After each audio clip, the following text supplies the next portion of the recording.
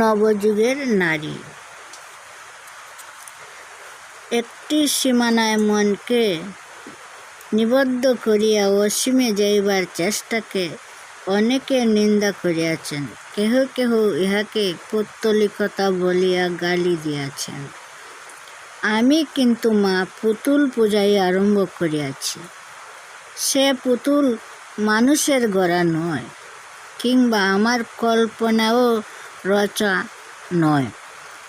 যে পুতুল স্বভাবের গড়া, বিশ্ব বিকাশের চিরন্তনী ধারায় যে পুতুল আপনি আসিয়া নয়নের সম্মুখে দাঁড়ায়, সে পুতুল থোড়া। জীবন্ত পুতুল আসিয়া আমাকে সম্বোধন করে, আমি পরব্রহ্মকে ওই পুতুলের মধ্যে সমাবিষ্ট দেখিয়া কৃতার্থ হই। সেই পুতুলকে আমি আমার ইষ্টনাম ধরিয়া ডাকি। সেই পুতুলের আমি ধ্যান করি। সেই পুতুলের তেজে, শক্তিতে, মহিমায়, ঐশ্বর্যে, মাধুর্যে, জ্ঞানে ও জ্যোতিতে আমি জগৎ ব্রহ্মাণ্ড উদ্ভাসিত দেখি।